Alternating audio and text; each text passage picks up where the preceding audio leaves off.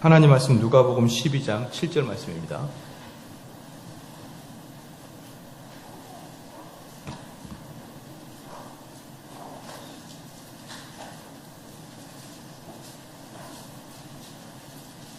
누가복음 12장 7절 말씀입니다.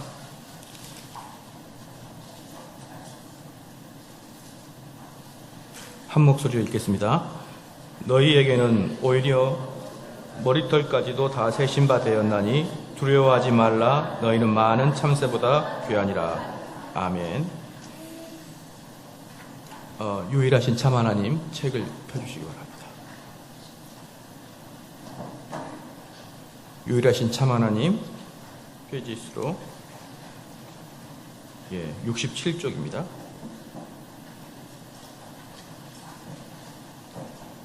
유일하신 참 하나님 66쪽.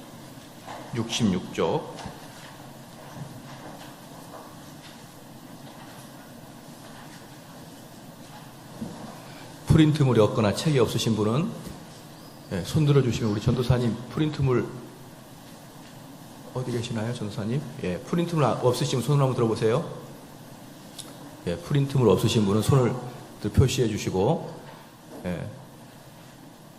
전달해 주시고, 그리고 계속 들으실 분은 이걸 지금 이 책 자체가 5,000원이거든요. 그러니까 이걸 차라리 구입하시는 게 훨씬 그 본인에게도 유리가 할 겁니다. 계속 쌓이게 놔둬야 되니까요. 어쨌든 오늘 없으신 분은 그 프린트물을 한 10부 이상은 복사해 와야 될 것 같습니다. 10부 이상은. 그래서 오늘 페이지 66페이지 하나님은 전지하시다. 하나님은 전지하시다라는 그 제목에 하겠습니다. 전지라는 말은 라틴어 옴니 사이언스에서 유래되었는데, 옴니는 모든 것이고 사이언스는 안다라는 유래에서 됐습니다. 모든 지식을 소유하고 있는 속성을 가리키고 있고요. 하나님의 전지하심은 과거와 현재 그리고 미래의 모든 사물에 대한 완벽한 지식을 소유하고 계심을 의미하는데, 즉각적으로 노력할 필요 없이 동시에 그리고 철저하게 말하는 것입니다. 이게 무슨 말이냐면은 하나님의 지식은 뭐랄까 직관적이에요. 직관적. 그냥 생각나는 대로 말하는 것을 직관적이라 그러죠. 그리고 어떤 근거나 뚜렷한 근거가 없음에도 불구하고 말하는 걸 직관적이라 그러죠. 그래서 우리가 아무 근거 없이 우리를 이렇게 이야기할 때 좀 그렇게 직관적으로 이야기하지 마세요. 이렇게 이야기하잖아요. 그리고 우리는 가끔 때에 따라서 사람들이 우리를 직관적으로 이야기할 때 참 답답할 때가 많잖아요. 우리 마음은 그게 아닌데 그렇게 이야기를 해서 우리가 아주 답답할 때가 많아요. 그리고 우리 인간들은 직관적으로 이야기를 하게 되면 안 됩니다. 왜냐 그러면 직관적으로 이야기하신 분은 하나님밖에 없기 때문에 그러는 것이죠.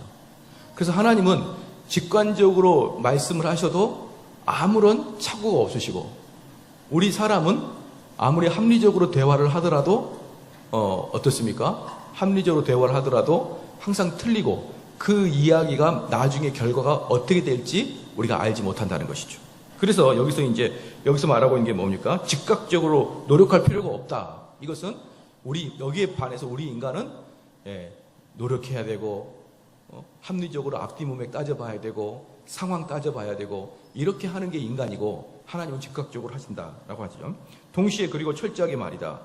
하나님으로부터 숨겨진 것이란 없고 하나님의 지식과 그것의 실제 사이에는 가장 작은 차이조차 결코 없습니다. 그분은 모든 사실을 알 뿐 아니라 완벽한 지혜를 가지고 그것을 해석해냅니다. 그리스도인에게 있어서 하나님의 전지하심은 큰 확신과 이루를 불러일으키는데, 바로 여기에 제일 중요합니다. 하나님의 전지하심은, 그러니까 이제 우리는 그리스도인들이 하나님은 전지하다. 다 압니다. 그래서 하나님은 전지하다는 것을 우리가 아는 것도 중요하지만 더 중요한 게 뭐냐면, 그러면 하나님의 그 전지하심이 우리 인간에게는 어떤 영향을 끼치냐, 이걸 이제 알아가는 게 사실은 신론을 알아가는 제일 중요한 거예요. 신론을 알아갈 때 하나님은 어떤 분인가 이것보다는 하나님은 어떤 분이기 때문에 우리는 어떻게 살아야 되냐, 이게 중요한 거예요. 신론은. 아시겠죠? 그래서 여기서도 하나님은 전지하다. 그러면 전지가 뭡니까? 모든 걸 다 안다는 거 아니에요. 앞뒤에 상관없이 모든 걸 안다. 왜? 하나님은 시간에 구애받지 아니하기 때문에 하나님에게는 과거가 없고 미래가 없는 거예요. 그냥 하나님은 시간을 위해서 통째로 바라볼 수밖에 없는 상황이죠. 그렇기 때문에 하나님은 그렇게 바라보기 때문에 시간 자체가 없는 거예요. 그래서 미래도 알 수 있는 거고 과거도 알 수 있는 것이죠. 그렇기 때문에 하나님은 전지하시다. 모든 걸 다 아신다. 확실하게 아신다라고 할 때 그래 우리 하나님은 그 정도 되시겠지 이렇게 끝나는 게 아니고 여러분 어떻게 된다? 그럼 전지하신 하나님을 우리가 믿을 때 어떻게 되느냐? 첫 번째가 뭡니까? 바로 우리에게 위로와 확신을 준다는 거예요. 그게 하나님의 전지하심이 우리에게 주는 가장 큰 메시지가 뭐냐면 위로, 그 다음에 확신입니다. 그 다음에 하나님은 우리의 모든 불필요를 아시고 우리의 모든 시험을 아시고 평생토록 우리를 인도하시려 우리에게 그분의 무오한 말씀을 주신 것이다. 불신자에게서 하나님의 전지하심 공포심을 불러일으키는데 그것은 모든 사실에 대한 그분의 완벽한 지식에 따라 각 사람을 심판하시기 때문입니다. 지금 무슨 말입니까? 하나님의 전지하심은 우리 성도들에게는 아주 큰 위로가 되시고 하나님의 전지하심은 불신자들에게는 공포가 되는 것이죠. 왜냐하면 나의 일거수일투족을 다 알고 계시기 때문에 그렇다는 것입니다. 자, 좀 더 보겠습니다. 각 사람들을 심판하시기 때문입니다. 어떤 죄도 숨겨지거나 잊혀지지 않을 것이며 각 피조물, 각 행동, 각 생각은 마치 열린 책처럼 그분 앞에 놓이게 될 것입니다. 성경에서 이름은 큰 중요성을 가지고 있고 종종 그것을 지니고 있는 인격체에 관한 것을 말해주고 있다. 사무엘상 2장 3절에서 하나님에게 주어진 이름은 무엇이며 그분의 전지하심에 관해 우리에게 무엇을 말해주고 있는가? 하나님의 이름은 무엇입니까? 지식의 하나님입니다. 지식의 하나님. 그 다음에 2번 다니엘서 2장 20절 22절에서는 하나님의 지식에 관해 성경에서 가장 아름다운 묘사들 중에 하나가 있다. 이 본문은 우리에게 무엇을 가르쳐주고 있는가? 이 다니엘서 2장 20절 펴봅시다. 다니엘서 구약에 있습니다.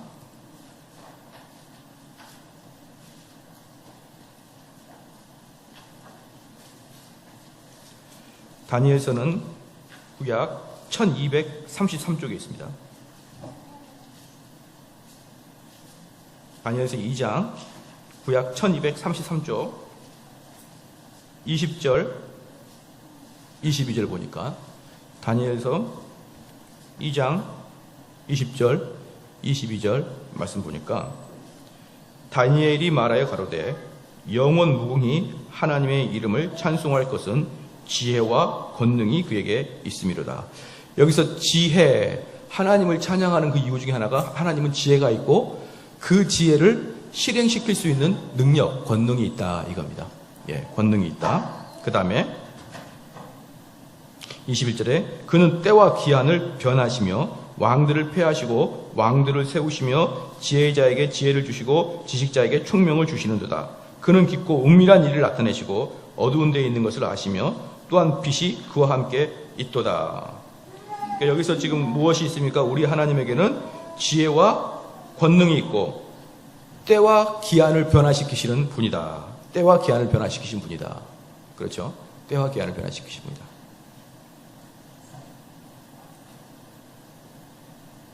좀 더 읽어가 보면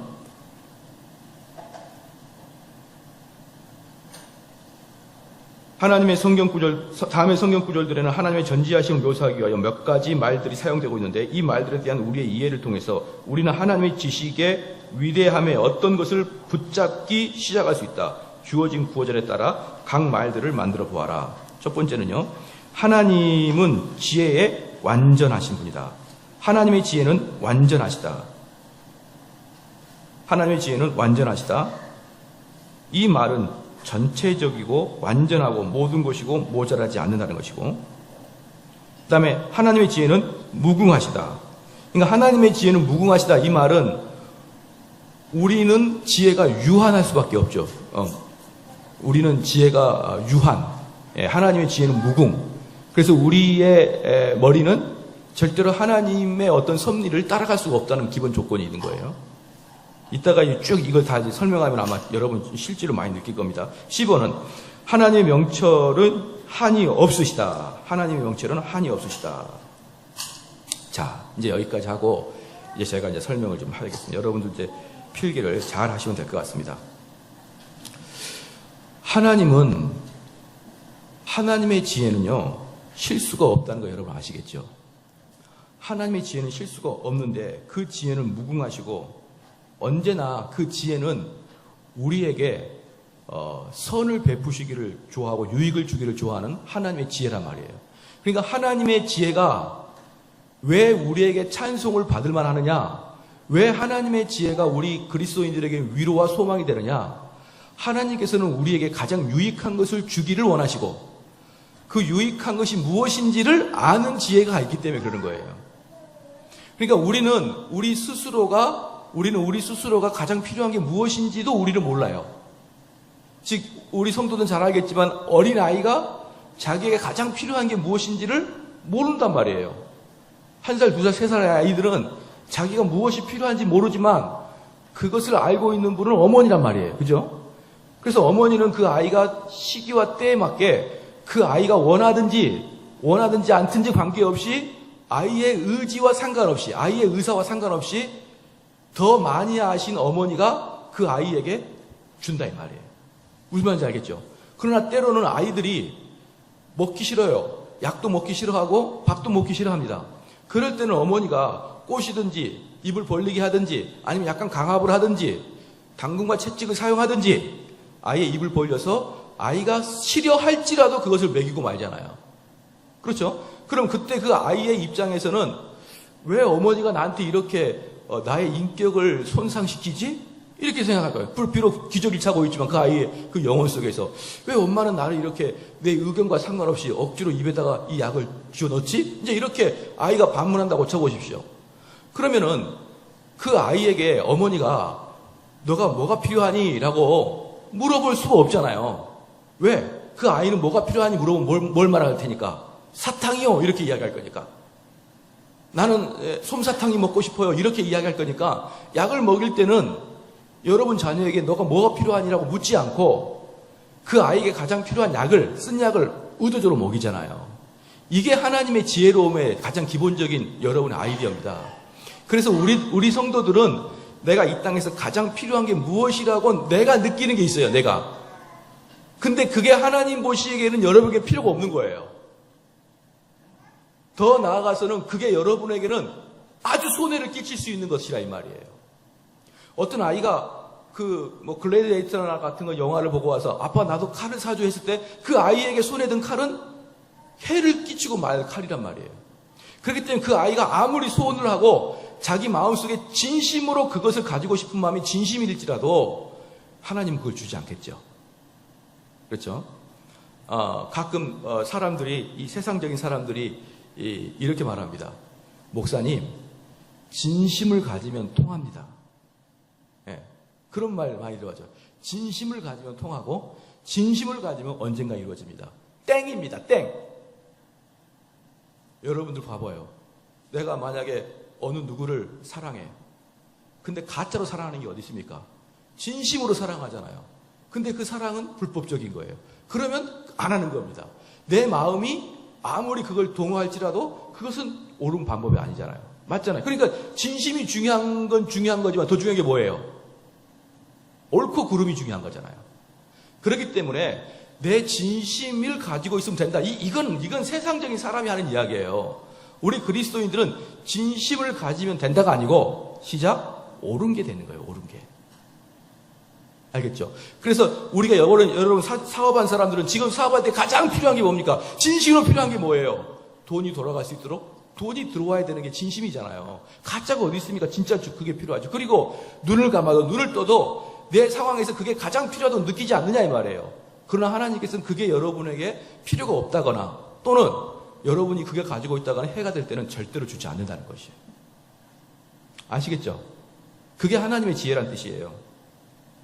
그래서 그러면은 하나님께서 지혜는 무궁하시다. 이 말이 무슨 뜻인지 알겠죠? 우리의 인간의 지혜는 유한하기 때문에 우리가 무엇이 필요한 것인가에 대해서 우리가 아는 것도 내가 내 자신을 제일 잘하는 것 같지만 실질적으로 여기 누가복음 아까 보니까 나는 새들도 머리털까지 세시는 분도 하나님이시기 때문에 우리는 그의 지혜를 따라갈 수가 없다는 것이죠. 그러면 지혜란 뭐냐? 지혜란 뭐냐면 어떤 문제가 상황이 발생했을 때, 어떤 상황이 봤을 때 최선의 방법으로 대응하는 것을 지혜라고 합니다. 최선의 방법으로.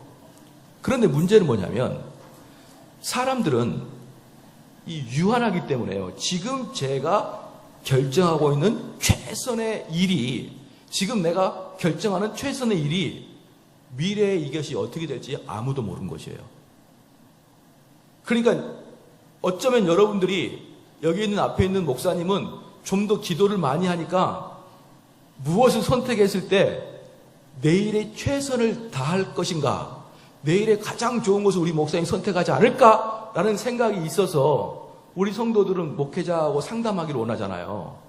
그런데 목회자도 결국은 인간이기 때문에 지금 제가 결정 내리고 지금 제가 여러분에게 어드바이스 한 것이 미래에 진짜 어떻게 될지는 저도 모르는 거예요. 예. 그런데 꼭 목회자에게는 그런 어떤 기대치가 있는 것입니다. 제가 지난번에 한번 말씀을 드렸는데 제가 그때 자동차를 사야 될 것 같다는 느낌이 들어가지고 지금까지 저는요 새 차를 한 번도 사본 적이 없습니다. 항상 중고차나 물려받은 거 이런 걸 주로 해서 저는 꿈에도 소원이 새 차 냄새, 예, 딱 달았어. 이건 새 차다 이런 냄새 있잖아요. 이거 한번 타보고 싶어요. 예, 운전만 25년 했는데 맨날 혼차만 타고 맨날 봉고차만 타니까 안 되겠어요. 그래서 제가 차를 사야겠다 하고 있는데 그때 이제 제가 차를 사려고 기아차가 잘 나온 것 같아서 기아차를 막 보고 있었어요. 이거 살까 저거 살까. 그런데 우리 아내가 딱 전화 온 거예요. 그때 마침 전화 와가지고 여보 요즘에 심심한데 주식이나 한번 해볼까? 나한테 이제 전화 와가지고 우리 아내가 주식이나 한번 해볼까? 이제 그래. 우린 주식을 잘 알지도 못해서 한 번도 안 해보네. 그리고 공무원들 주식하면 맨날 망하잖아요. 그래서 그런 거 뭐하러 하냐 하지 마. 아니 뭐 작은 돈 좀 있으니까 그거 한번 해볼게요 하면서 한다 그래서 제가 그러면 기아차 사라 이렇게 하는 거예요. 신문 보다가 이제 내가 기아차에 관심이 있어가지고 보다가 그냥 나도 모르게 기아차 사라 이렇게 했는데 기아차가 사자마자 팍팍 뜬 거예요. 그냥 하루 이틀 자고 나니까 2배, 3배 막 뛰는 겁니다. 기아차가. 그때가 한 7, 8년 전인가요? 그러니까 우리 아내가 저를 이렇게 보기 시작하는 거야. 야, 역시 성경 보고 기도하는 사람이니까 미래를 본다는 거야. 미래를.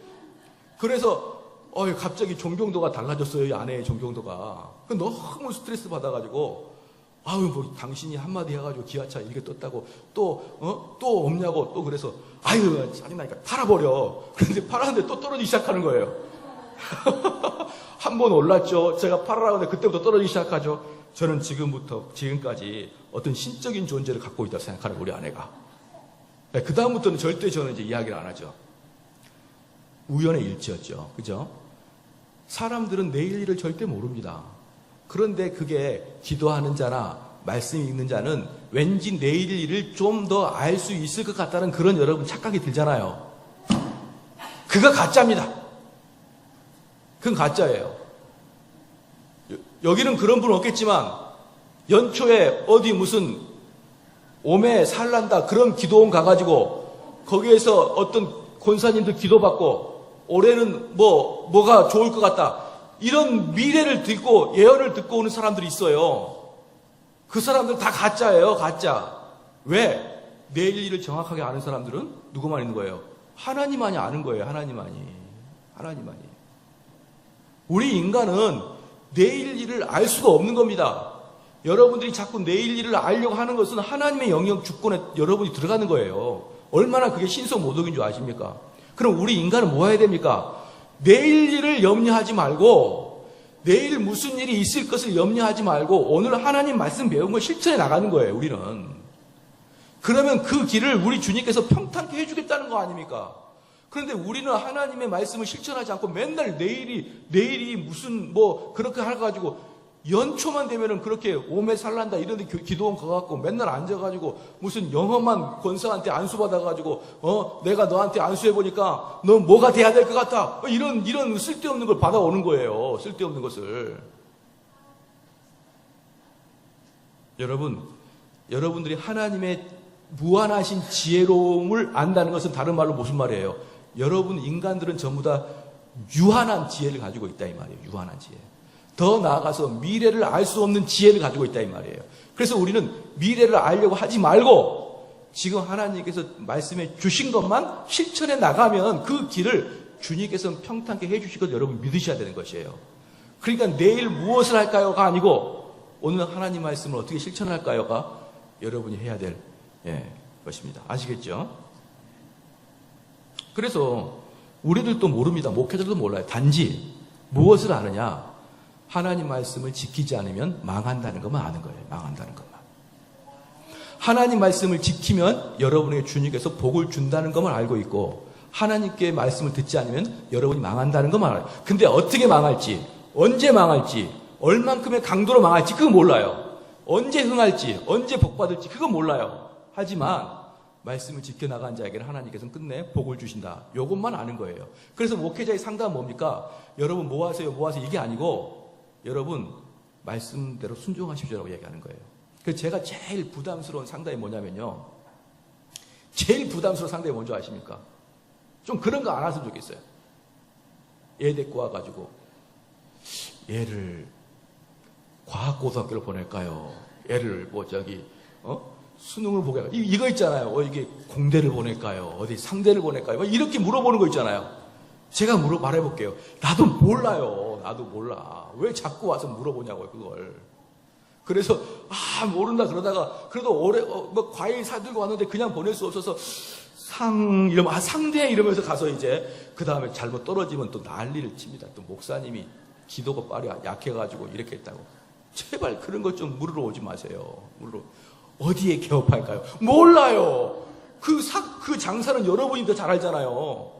여러분이 저보다 훨씬 전문가예요. 그런데 왜 그걸 비전문가 저한테 물어보러 오냐고요. 또 이분과 결혼할까요? 정말 사랑하면 결혼하시라는 말이에요. 사랑하면 결혼하고 그 남자의 성격을 잘 봐봐요. 후드로 팰 건지 안 팰지 잘 봐서 안 팰 것 같다면 결혼하시면 되는 건데 와가지고 했다가 이 눈탱이 밤탱 돼가지고 목사님 결혼하는데 싸워가지고 눈이 이렇게 됐어요. 이렇게 오면 제가 뭐가 됩니까? 그렇죠? 그래서 저는 몰라요. 아시겠죠? 연초 연말에 저한테 기도받으러 오지 마세요. 저는 모릅니다. 단지 여러분이 오면 회개하라 이럴 거예요. 회개하라. 또 미래를 점치러 왔네. 회개하라. 오직 하나님만이 전지하시다. 그게 전지하시다는 거예요. 하나님은 전지하시다. 다른 말로 인간은 전지하지 않다. 그러므로 내일 일을 인간은 모른다.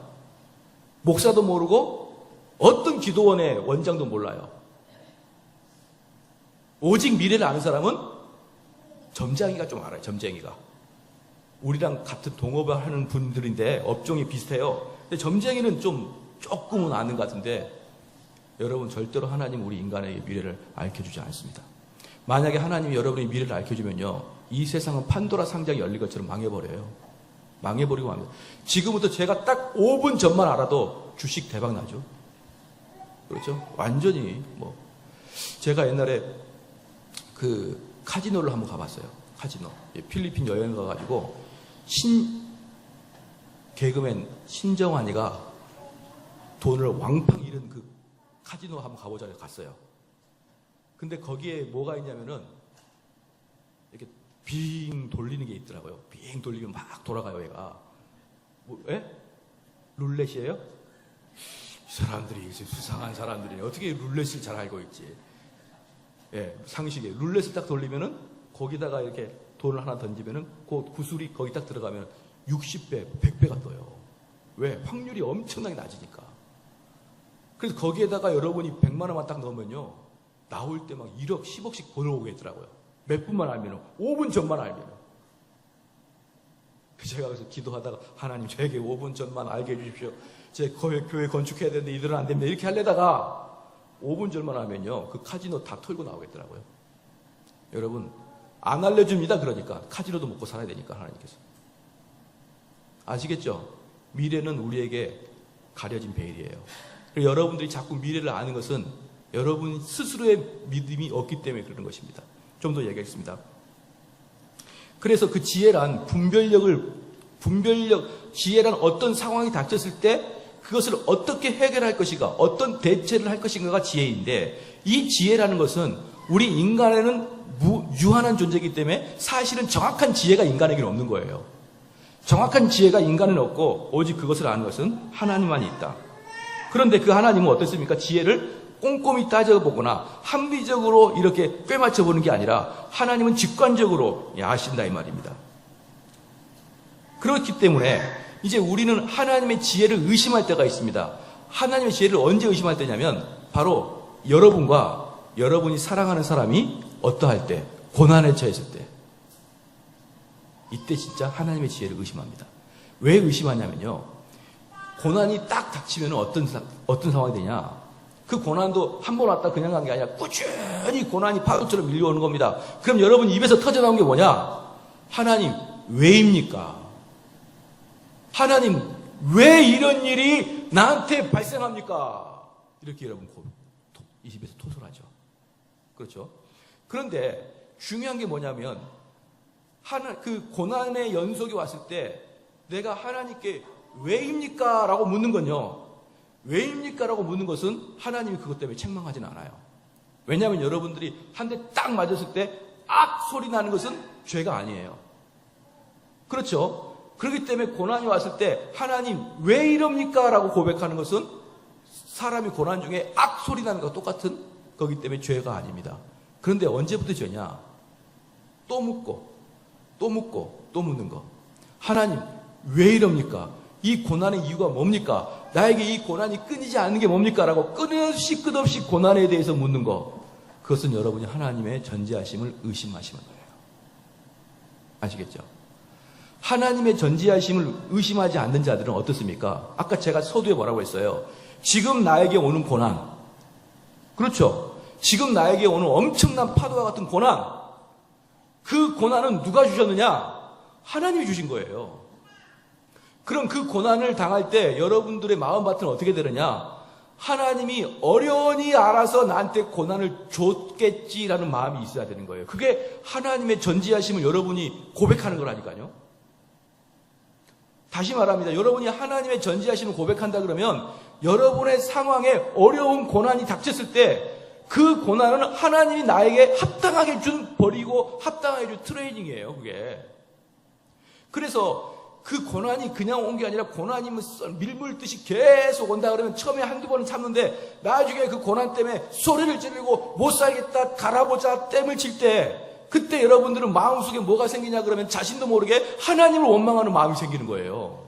하나님 원망. 그러면서 왜 나에게 이런 일이 발생하냐, 이것은 정확하게 여러분들이 의도하지 않겠지만 그 멘탈리티가 뭐냐면 이 상황을 나한테 설명해 달라는 겁니다. 지금 나한테. 예? 누가 그랬습니까? 욥이 그랬죠. 욥이. 이렇게 지금 나한테 물밀듯이 밀려오는 이 고난을 도대체 나한테 왜 주는 겁니까? 나는 이 고난을 받을 만한 그런 잘못도 안 했는데 왜 줍니까? 라고 토설하고 그걸 가지고 하나님 앞에서 자꾸 따지고 하나님 앞에서 그걸 밝혀달라고 그 이유가 뭐냐고 따지는 것은요, 신성모독으로 들어가게 됩니다. 여러분. 그건 대단히 큰 죄예요. 그래서 실질적으로 여러분 고난 속에서 소리를 지르면서 왜입니까? 언제까지 나에게 이렇게 고난을 줄 것입니까? 라고 이야기할지라도 마지막에는 하나님의 찬미로 바꿔야 됩니다. 그게요. 그래서 실질적으로 다윗은요, 왜 나한테 이러십니까? 왜 나한테 이러십니까? 라는 그런 그런 고백들을 많이 해요. 하지만 마지막에는 다윗의 찬송은 항상 그럼에도 불구하고 하나님의 영광을 찬미하는 걸 바뀌어요. 할렐루야. 그게 고난을 당한 사람의 모습인 거예요. 그러면 하나님께서 이 고난이 왜 그렇게 선하냐? 고난으로부터 우리에게 선을 행하기 때문에 그렇습니다. 고난으로부터.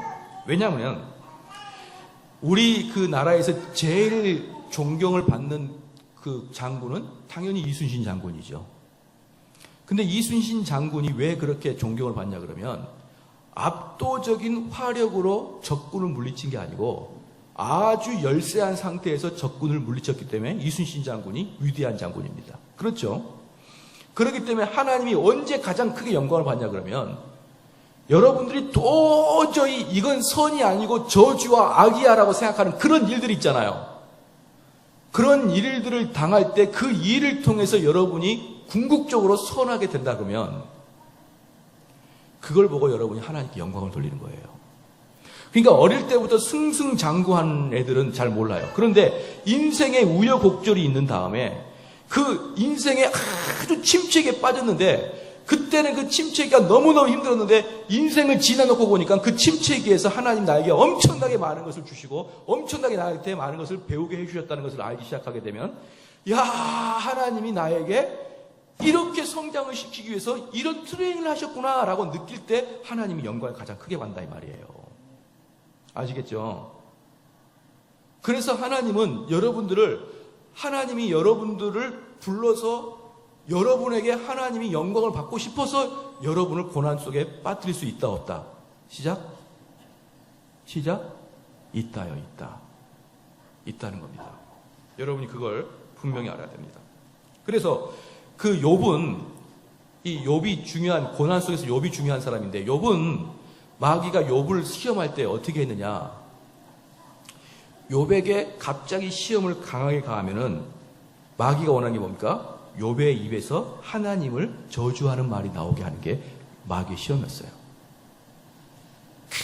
그래서 욥에게는 목숨만을 빼고 전체를 다 흐트러 버렸을 때 마지막에서 그 입에서 하나님을 저주한 입이 안 나온 거예요. 욥은. 할렐루야. 불평은 나왔죠. 나한테 왜 이러십니까? 욥은요. 재밌는 게 왜 이러십니까? 언제까지입니까? 이게 16번을 합니다. 욥기에서. 상당히 버르장머리는 없는 거예요. 욥은. 그럼에도 불구하고 끝까지 그는 하나님을 저주하지 않고 갑니다. 그래서 욥이 결국은 하나님의 칭찬을 들어요. 그래서 마귀가 욥의 입에서 나오게 하려고 했던 것은 불평입니다. 그런데 여러분, 욥은 그걸 알아요, 몰라요? 몰라요. 그럼 욥의 입장에서 뭡니까? 나한테 고난이 왔어요. 끝까지 참고 인내하는 겁니다. 끝까지 참고 인내하고 끝까지 하나님이 나를 선하게 인도하시겠지, 그 믿음 가지고 버티는 거예요. 그래서 욥은 그 시험에 이겼습니다. 로마서 8장 한번 펴봅시다. 그럼 여러분, 왜 욥에게 그렇게 어려움을 주느냐? 로마서 8장 봅시다. 왜 성도들에게 그렇게 어려움을 주느냐? 로마서 8장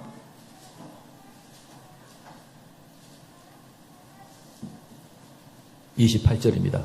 로마서 8장 28절 같이 한번 읽겠습니다. 시작. 우리가 알거니와 하나님을 사랑하는 자 곧 뜻대로 부르심을 입은 자들에게는 모든 것이 합력하여 선을 이루어요. 여기서 분명히 나왔어요. 여러분 유명한 구절이니까 딱 그 빨간펜을 그어놔야겠죠. 어떻습니까?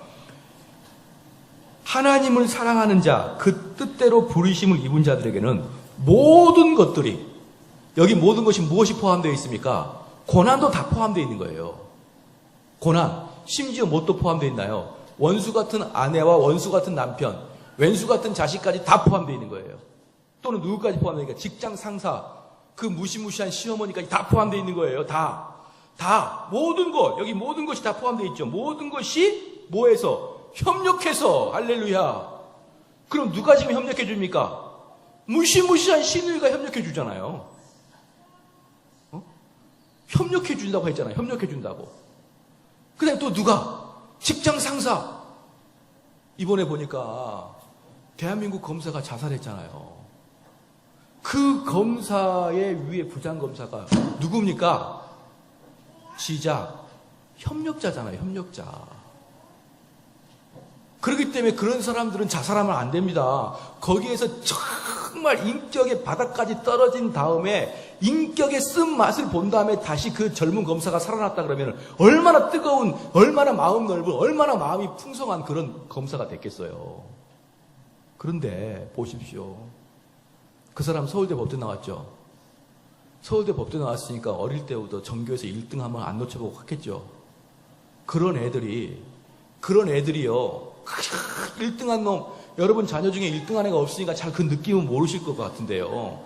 얘가 1등 하는데 때릴 일이 뭐가 있으며, 얘가 1등 하는데 꾸중할 일이 어디 있습니까? 알아서 공부하고 알아서 1등 받아오는데요. 제가 알고 있는 형 중에 한 명은요, 형님 중에 한 분은 별명이 111입니다. 111. 111이 뭐냐면, 모의고사를 봤는데, 반에서 1등, 전교에서 1등, 전국에서 1등 했어요. 전국에서. 모의고사에. 뭐 놀라질 않죠. 다 한 번씩 해봤으니까 그 정도는. 그래서 별명이 111이에요. 111.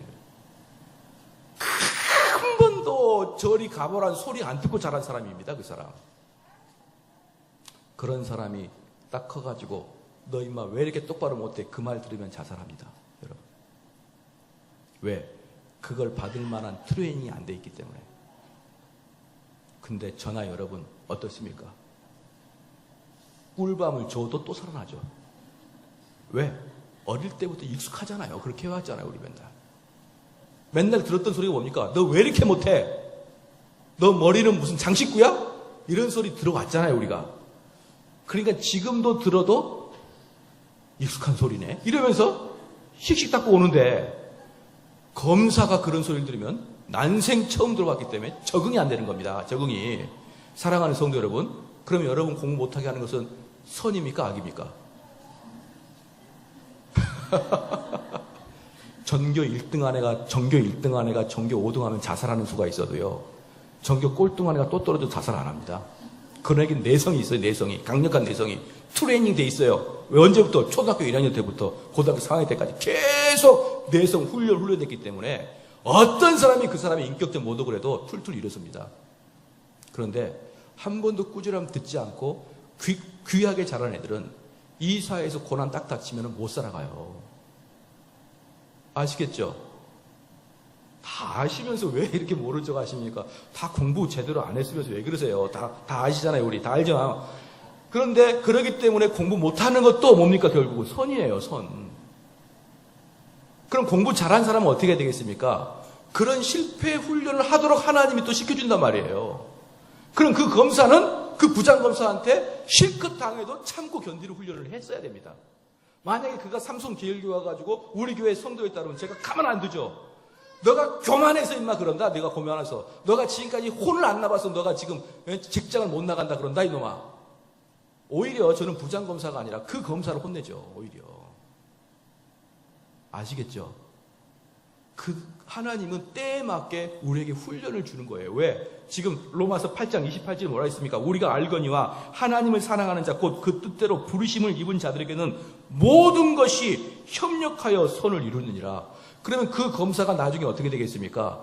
그런 학대를 당한 다음에 겨우 그 직분도요 한 1, 2년이면 다시 옮깁니다. 다시 옮겨요. 왜냐 그러면 검사나 이런 경찰관들은 그 지역에 오래 있으면 뭐 합니까? 돈을 받아 먹을 수밖에 없어요.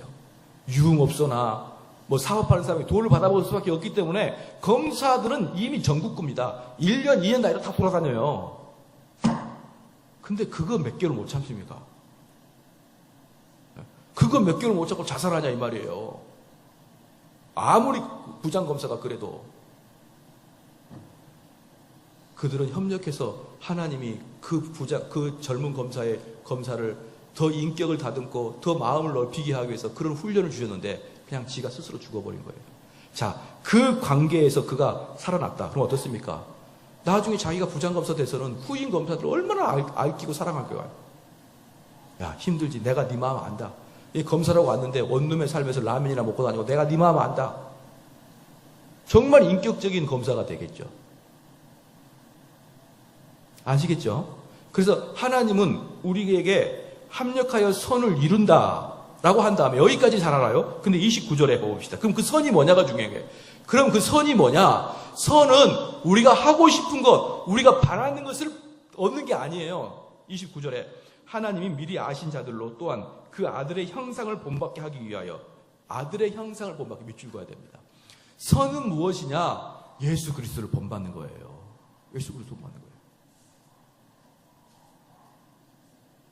아시겠죠?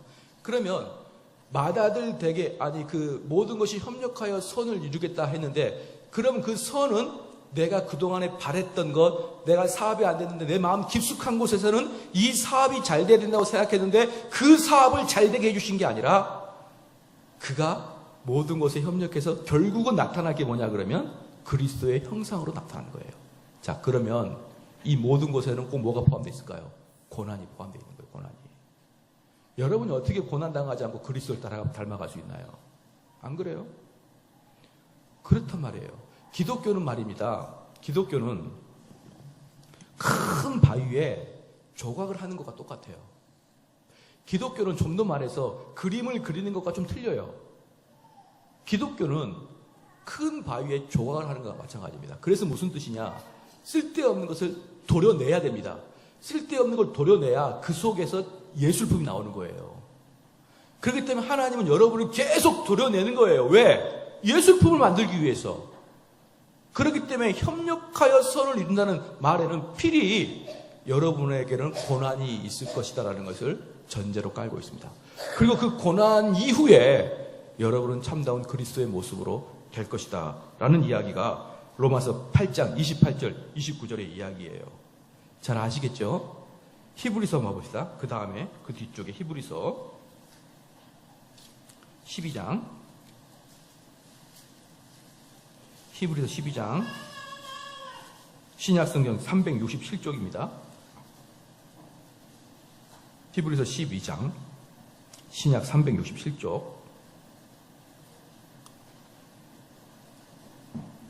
10절 한번 읽겠습니다. 10절 히브리서 12장 10절 시작. 저희는 잠시 자기 뜻대로 우리를 징계하였거니와 오직 하나님은 우리의 유익을 위하여 그 거룩하심에 참여케 하니라. 자, 여기 보십시오. 저희는 잠시입니다. 잠시. 오래 가지 않아요. 오래 가지 않습니다. 그런데 자기의 뜻대로 우리를 자기가 누굽니까? 하나님이에요. 하나님의 뜻대로 우리를 징계하신단 말입니다. 할렐루야. 우리는 징계를 당할 사람이에요. 징계. 그런데 그 징계를 하였거니와 오직 하나님은 우리의 유익을 위해서 징계하시고 있다 이 말이에요. 우리의 유익을 위해서 하나님이 징계하신다. 그러면 그 유익의 결과가 무엇인가? 그 다음에 거룩하심에 참여케 하는 것이에요. 그러니까 이 말의 결론이 뭡니까? 하나님은 여러분을 징계하신다. 언제? 거룩한 곳에 여러분이 가지 않을 때. 여러분의 삶이 거룩해지지 않을 때 여러분을 징계하시고, 여러분을 징계한 그 결과 여러분이 거룩한 관계로 들어가게 하기 위해서 여러분을 징계하신다. 그러니까 우리 성도들은 첫 번째는 뭘 해야 됩니까? 거룩하게 살지 않을 때는 징계를 받을 각오를 하셔야 되는 거예요.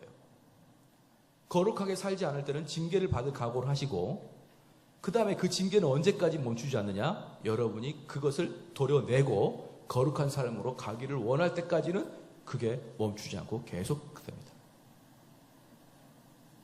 왜? 우리는 하나님의 자녀니까. 아버지는 버르장머리 없는 자녀들을 혼내키는 거잖아요. 그렇기 때문에 아버님이 보시기에 이놈의 홍길동이 저렇게 살았다가는 이 땅에서 크게 손해보겠다 싶으면은 우리를 훈련시키겠죠. 그게 바로 징계인 것이에요.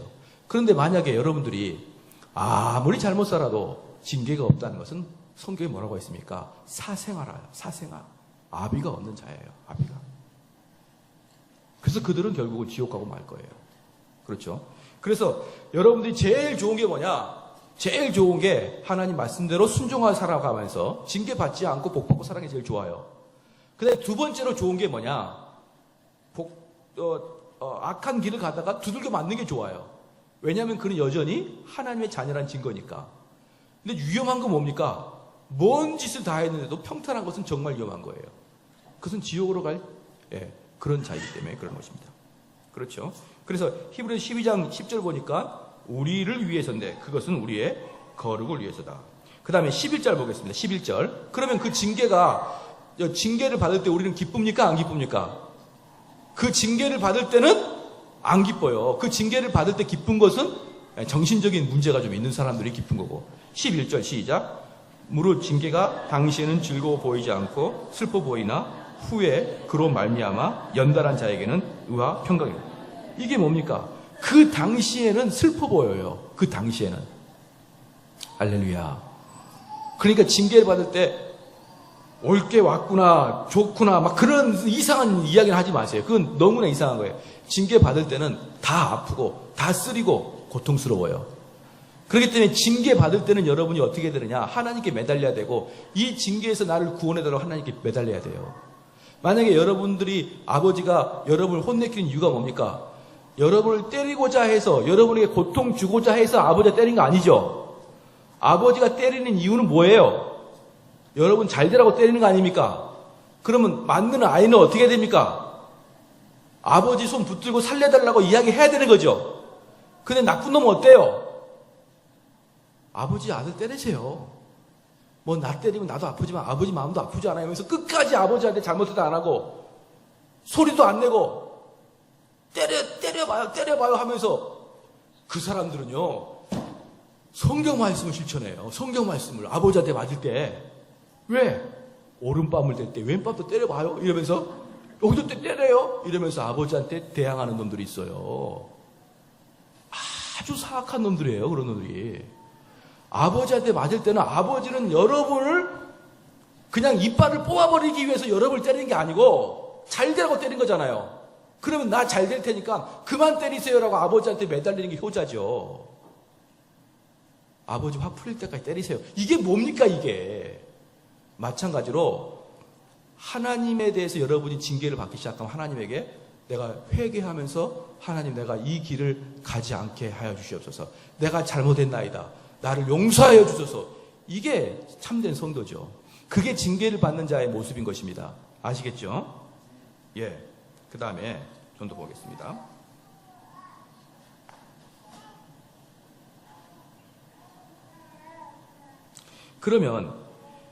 그럼 우리가 고난을 당한 중에 어떻게 해야 되느냐? 고난을 당한 중에 우리가 하나님 왜 이런 일이 발생합니까? 라고 하는 것은 인간적인 본성에 의해서 나온 거라고 했죠. 그것은 별로 잘못이 아니에요. 그런데 다윗이 시를 쓸 때 하나님 왜 이럽니까? 라고 했던 대표적인 시가 3편이 있습니다. 3편. 그걸 여러분이 한번 체크를 해가지고 고난 속에서 꼭 좀 읽어보시기 바랍니다. 시편 10편이요. 시편 10편. 발음이 안 좋아서 똑같이 느껴지는데 시편 10번째 겁니다. 시편입니다. 시편 10편. 여기 보면요. 10장 10편의 1절에 보면 여호와여 어찌하여 멀리 서시며 어찌하여 환난 때에 숨으시나이까. 그러니까 지금 다윗은 화가 난 거예요. 아니 나 지금 이렇게 고난당하고 있는데 지금 하나님 어디 계시는 겁니까? 여러분 어때요? 불손하죠. 다윗이 이렇게 불손합니다. 좀 더 읽어볼게요. 악한 자가 교만하여 가련한 자를 심히 군박하오니 저희로 자기의 베푼 꾀에 빠지게 하소서. 악인은 그 마음의 소욕을 자랑하며 탐리하는 자는 여호와를 배반하며 멸시하나요? 이게 무슨 말이냐? 악한 놈들은 저렇게 잘 사는데 나 하나님 섬기는데 왜 이렇게 나를 힘들게 합니까? 이 말이에요. 저 악한 놈 때문에 저 악한 놈이 주로 누굽니까? 사울이 아니에요. 사울 왕. 그 사람은 나를 이렇게까지 죽이려고 하는데 떵떵거리고 살고 나는 굴에 처박혀가지고 이게 뭐 하는 짓입니까? 하나님 언제까지입니까? 4절 악인은 교만한 얼굴로 말하기를 여호와께서 이를 감찰치 아니하신다 하며 그 모든 사상에 하나님이 없다 하나이다. 하나님도 없다 하는 자가 저렇게 잘 사는데. 그렇죠? 그런데 어쨌든 쭉 그렇게 이야기합니다. 그냥 얼마나 그냥 다윗이 화가 났는지 계속 이야기하는 거예요. 9절에 10장 9절에 사자가 그 굴열에 엎드린 같이 저가 은밀한 곳에 엎드려 가련한 자를 잡으려고 기다리며 자기 그물을 끌어 가련한 자를 잡으나이다. 쭉 한 다음에 15절 봐봅시다. 15절 악인의 팔을 꺾으소서 악한 자의 악을 없기까지 찾으소서 여호와께서는 영원 무궁토록 왕이시니 열방이 주의 땅에서 멸망하였나이다. 여호와여 주는 겸손한 자와 소원을 들으셨으니 저희 마음을 예비하시며 귀를 기울이며 들으시고 고아와 압박당하는 자를 위하여 심판하사 세상에 속한 자로 다시는 위협지 못하게 하시리라. 마지막 어때요? 하나님을 드높이잖아요. 하나님을 높이면서 시편이 끝나잖아요. 한 편이. 이겁니다. 이거. 그러니까 여러분에게 고난 당하면 주님 올게 왔군요. 뭐 기다리고 있었어요. 이렇게 하는 것은 정신적인 문제가 있는 사람이라니까요. 여러분의 고난이 오면 하나님께 불을 지져야 되는 거예요. 하나님 언제까지입니까? 하나님 왜 내가 이렇게 고통스럽습니까? 이렇게 하나님을 불을 짓는 거예요.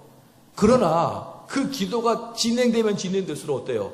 하나님의 영광이 다시 새롭게 들춰나가기 시작하는 거예요. 이게 욥도 마찬가지고 모든 고난당한 사람, 성경에서 위대한 자의 고난당한 사람 다 이렇고 실질적으로 망한 사람들은요, 망할 놈들은 고난 딱 오면 하나님을 떠나버립니다. 하나님을 떠나요. 그런데 다윗이나 믿음의 선배들은 고난당하면 그것 때문에 고통스럽고 울고 불멸하지만 결국은 다시 하나님 붙으면서 하나님 최고입니다라고 이야기하는 거예요. 하나님 최고입니다. 시편 22편 봐보십시다. 22편.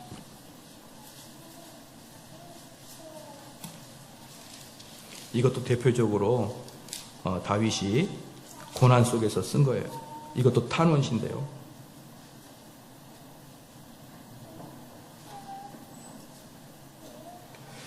자, 하나님이여, 내 하나님이여, 시편 20편 1절입니다. 어찌 나를 버리셨나이까? 어찌 나를 멀리하여 돕지 아니하옵시며 내 신음한 소리를 듣지 아니하시니까? 내 하나님이여, 내 낮에도 부르짖고 밤에도 잠잠치 아니하나 응답지 아니하시나이다. 아무 소식이 없는 거예요. 기도를 해도 소식이 없는 거예요. 기도를 해도 여러분 상황이 안 바뀌고 너무너무 힘들어요. 그러니까 드디어 이 다윗의 입에서 터져 나오는 거예요. 언제까지 내가 이런 고난을 당해야 됩니까? 그렇죠. 내 하나님이여, 내가 낮에도 부르짖고 밤에도 잠잠치 아니하오나 응답지 아니하시나이다. 이스라엘의 찬송 중에 거하시는 주여, 주는 거룩하시니라. 우리 열조가 주께 의뢰하였고 의뢰하였으므로 저희를 건지셨나이다. 쭉 하다가 마지막에 22절부터 이제 바뀝니다. 내가 주의 이름을 형제에게 선포하고 회중에게서 주를 찬송하리로다. 여호와를 두려워하는 너희여, 그들의 찬송할지어다. 야곱의 모든 자손이여, 그에게 영광을 돌릴지어다. 너희 이스라엘 모든 자손이여, 그를 경외할지어다. 그는 공고한 자의 공고를 멸하시거나 싫어하지 아니하시며 그 얼굴을 저에게 숨기지 아니하시고 부르짖을 때 드렸다. 어때요? 이게 지금 고난 중에 쓴 찬송인지 아니면 정말 승리를 해가지고 쓴 찬송인지 분간을 못할 정도로 고난 속에서 하나님을 드높이잖아요. 그렇잖아요. 왜 그럴까요? 이들은 하나님이 지혜로우신 분인 걸 알기 때문에. 나에게 지금 이 주는 고난이 지금은 내가 알지 못하지만 이후에 이 고난이 나에게 아주 유익하게 될 것을 믿어 의심치 않으니까 그 고난이 사그라들기 전부터 하나님을 찬송하는 거예요. 찬송. 얼마나 지당하고 합당한 고난을 나에게 주신가 이 말이에요. 74편 보십시다. 시편 74편.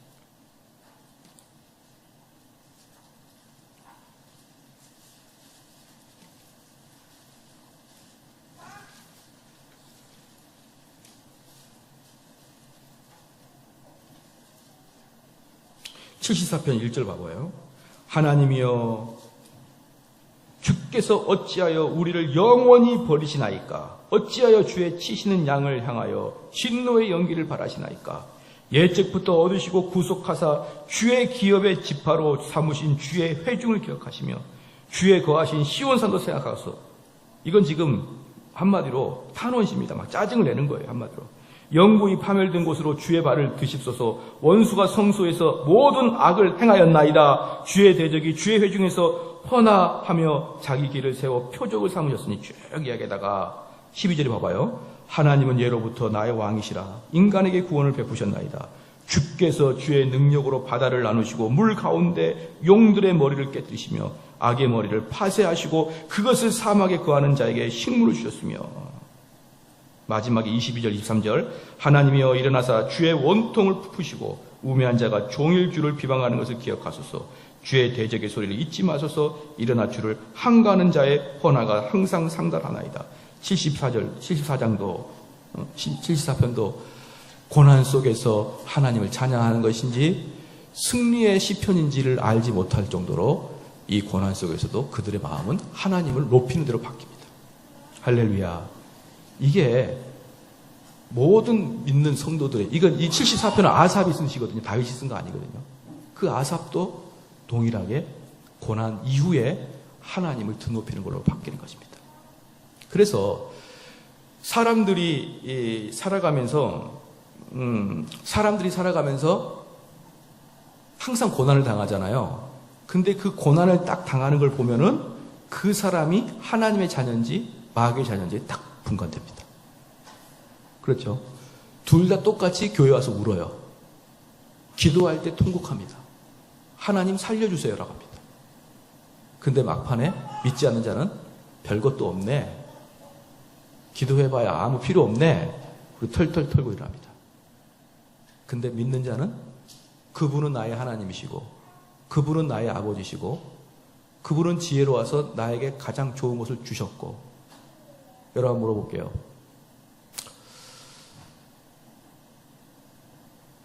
지금 여러분 중에 정말 부부 사이가 안 좋아서 정말 헤어질 수밖에 없거나 도저히 살아갈 자신이 없다. 그래도 하나님이 그 사람을 나에게 준 거예요. 비록 같이 살지 못하더라도 그게 최선이라는 것을 여러분 알아야 됩니다. 그러니까 이거예요. 도저히 감당하지 못하겠다. 이게 없는 거예요. 하나님의 편에서는. 하나님은 여러분이 감당할 만하니까 그 시험을 주신 거예요. 할렐루야. 그리고 그 일이 진행된 다음에, 그 일이 끝난 다음에 되돌아봤을 때, 저 사람이 왜 내 아내가 되었구나. 저 사람이 왜 내 남편이 되었구나. 그것은 나중에 압니다. 언제 아냐 그러면 여러분이 그리스도의 형상으로 되어갈 때. 그리스도의 형상으로 되어갈 때 그때야 비로소 하나님이 나에게 이런 환경을 주셨구나. 그때 알아요. 아시겠죠? 그렇기 때문에 어떤 고난도 감당하지 못할 고난은 없습니다. 여러분 고난 오면 어떻게 됩니까? 첫 번째, 무조건 주님 앞에 나가서 회개해야 돼요. 살려주세요. 살려주세요. 왜 이런 나에게 고난이 있습니까? 하나님께 탄원해야 되죠. 쭉 기도하다 보면 하나님께서 여러분이 마음을 주십니다. 어떤 마음? 여러분들이 회개해야 될 마음이 있는 거예요. 회개해야 될 마음이. 하나님, 이런 회개할 것들이 나한테 있었군요. 하나님께 탄원하는 겁니다. 나를 용서해 주세요. 그러면 어때요? 그러면 어떻습니까? 회개하면 하나님께서 나를 용서해 준 것 같은 느낌이 들어가지고 기뻐가지고 하나님 찬양합니다. 하나님 찬양합니다. 그러는 거예요. 이제 하나님이 이걸 다 조정하셨군요. 그래서 지금 여러분 지금 당장 살기 힘들죠? 고통스럽죠? 그 고통 속에서는 하나님의 뜻을 발견할 수 없습니다. 그 안에서는. 그러나 여러분이 해야 될 게 뭐냐 그러면 그 안에서 주님 붙들고 견뎌야 되는 거예요. 그게 바로 하나님의 지혜를 여러분이 인정하는 겁니다. 그렇죠. 여러분 요즘에 뉴스 보면 아까 검사 얘기도 했지만 너무 마음이 아픈 거 아닙니까? 어떤 자들은 아버지를 찔렀어요. 아버지. 그 아버지가 어릴 때부터 폭력을 쓰고 술을 먹고 어머니를 패고 정말 그런 아버지와 같이 살기 너무 힘들겠죠. 그러나 그 아버지 누가 줬냐고요. 그 아버지를 누가 줬냐고. 그러면 감당할 수 있는 겁니다. 감당할 수 있는 거예요, 여러분. 믿으시면 아멘 해주십시오. 또 아멘 안 하니까 복음주의처럼 한번 이렇게 하는 거 아닙니까? 저도 아멘 한번 해보라고.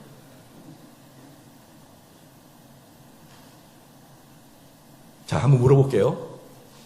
A라는 자매가 있고 B라는 자매가 있어요. 여자가 있습니다.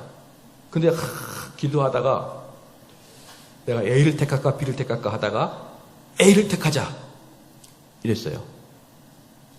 그런데 A를 택했을 때 인생과 이 B를 택했을 때 인생은 달라질까요? 안 달라질까요? 시작.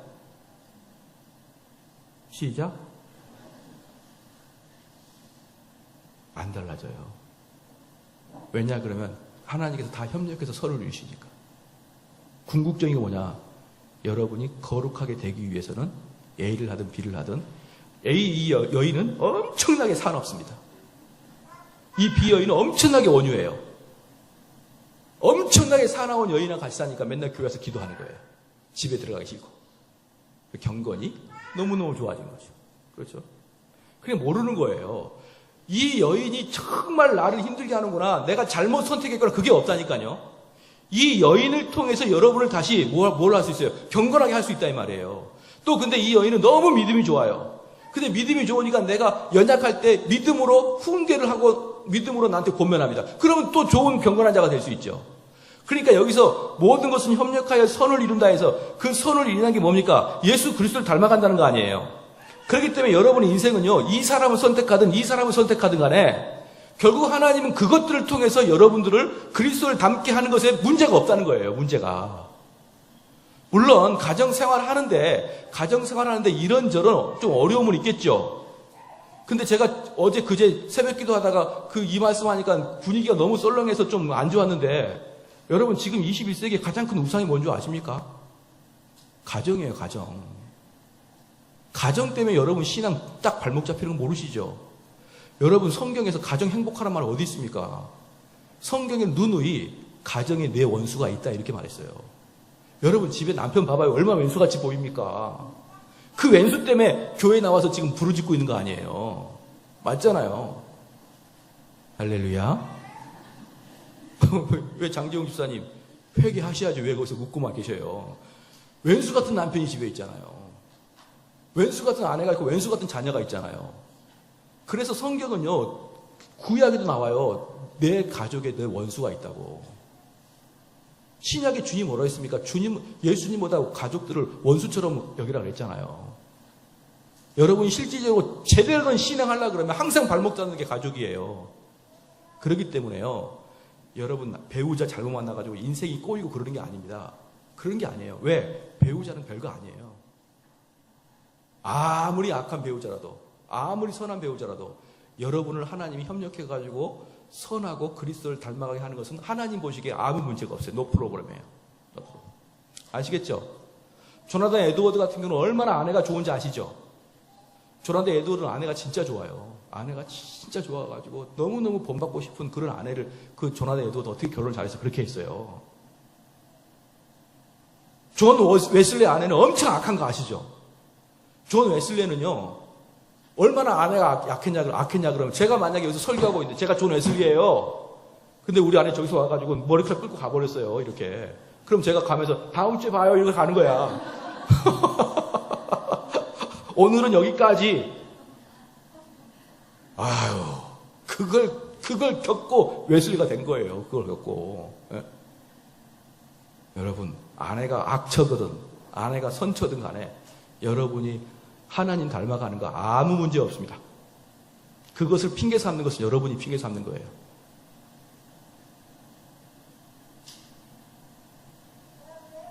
로마서 11장 한번 가볼까요? 로마서 11장.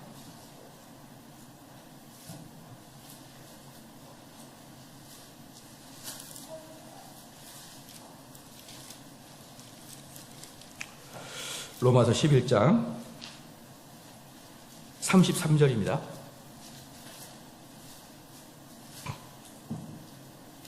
33절 같이 한번 읽겠습니다. 시작.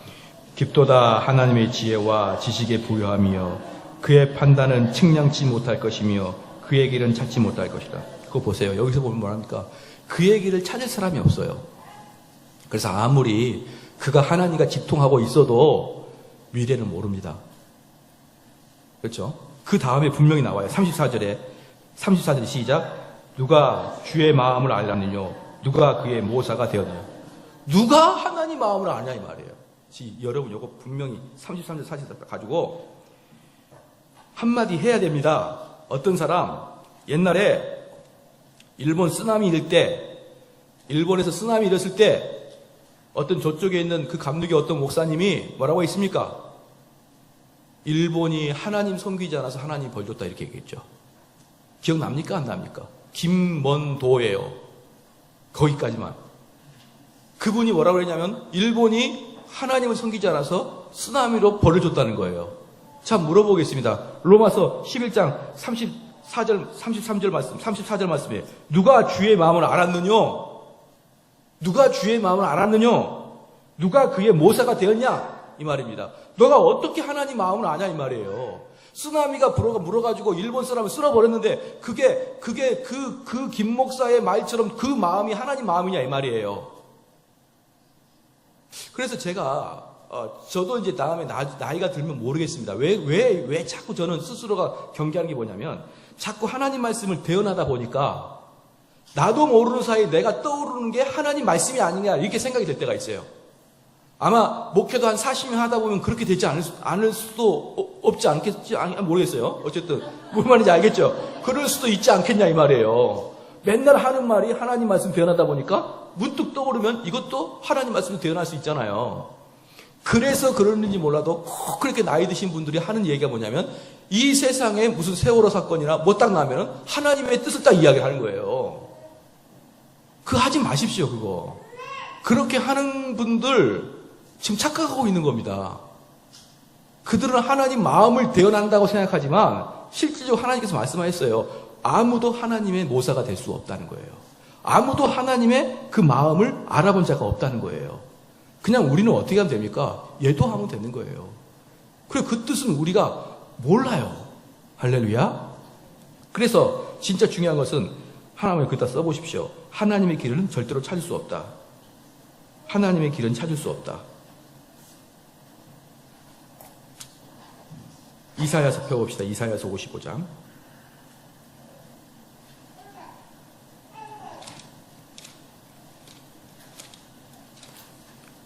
이사야서 55장입니다. 구약성경 1035쪽입니다. 1035쪽. 이사야 55장 8절 9절 시작. 여호와의 말씀에 내 생각과 너희 생각은 다르며 내 길은 너희 길과 달라서. 자, 여기서 분명히 하나님께서는 인간 너희들과 하나님의 생각은 다르다는 거예요.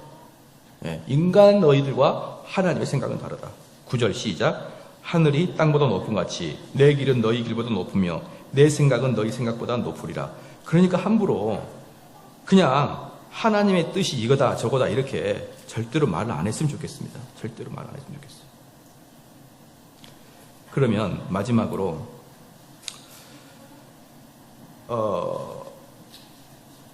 여러분 꼭 집에 가서 시편 131편은요 꼭 읽어보십시오. 시편 131편은 여러분이 집에 가서 항상 어려움과 고난당할 때 꼭 읽으셔야 될 구절이에요.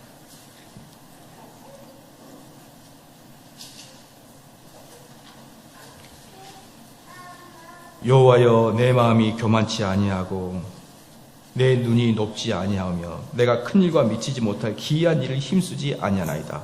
실로 내가 내 심령으로 고요하고 평온케 하기를 젖된 아이가 그 어미의 품에 있게 갖게 하였나니 내 중심이 젖된 아이와 같도다. 이스라엘아, 지금부터 영원까지 여호와를 바랄지어다. 이게 다윗 성전에 올라갈 때 부른 노래인데, 이 노래를 부를 때 다윗은 엄청나게 고난 속에서도 하나님 앞에 이렇게 노래를 불러요. 하나님 앞에. 예. 그래서 이 시가 도대체 그 하나님에 대해서 이게 지금 고난 속에 있는 것인지 그게 아니고, 이 시 자체에 하나님을 신뢰하는 게 절절히 묻어나죠. 그래서 여러분이 고난당할 때 이 시를 읽으세요. 이 시를 읽으면서 더욱더 하나님을 찬미해야 됩니다. 왜 그럴까요? 여러분의 지혜는 하나님의 지혜와는 비교할 수 없습니다. 우리 인간의 지혜로 봤을 때는 이 일이 얼마나 고난인지를 알 수 없으니까. 마지막으로 말하겠습니다. 그러면은 사람들이 우리를 고난 속에 빠뜨릴 때 잠언 봅시다. 잠언 21장. 시편 다음에 잠언입니다. 잠언 21장.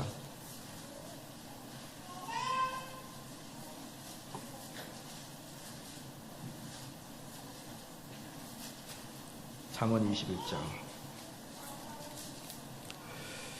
잠언 21장 30절 봅시다. 잠언 21장 30절 시작. 지혜로도 명철로도 모략으로도 여호와를 당치 못하냐. 여기가 얼마나 중요한 말인지 몰라요. 이게 뭐냐면,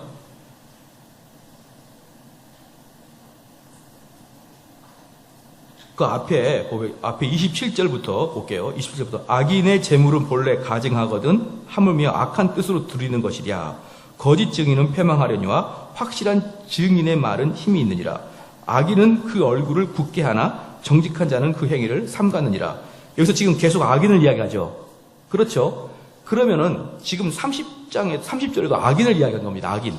그게 무슨 말이냐면, 악인의 지혜로도 명철로도 모략으로도 여호와를 당치 못한다는 거예요. 여호와를.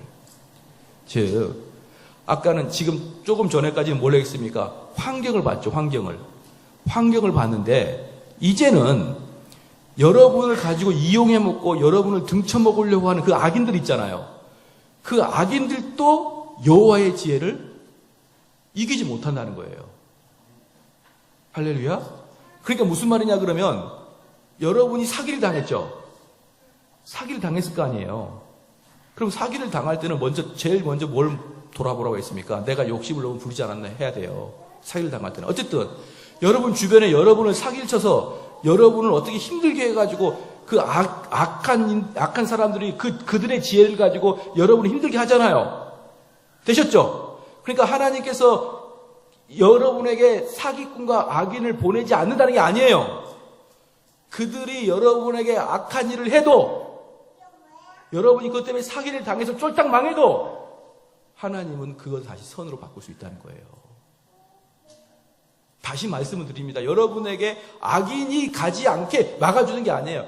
여러분 악인이 가지 않으려면은, 제가 항상 사람들한테 얘기하는데, 요즘에 좀 안 했으니까 다시 한번 물어봐야죠. 자, 사기를 당하지 않을 방법이 뭔지 아십니까? 예? 사기를 당하지 않을 방법, 절대로 당하지 않을 방법이 있어요. 사기꾼을 만나지 않는 겁니다. 참 분위기 진중하고 경건하네요. 그건 무슨 말이냐면요. 사기 치려고 마음 먹으면 여러분 다 당하게 돼 있어요. 사기 치려고 마음 먹으면 당하게 돼 있다고요.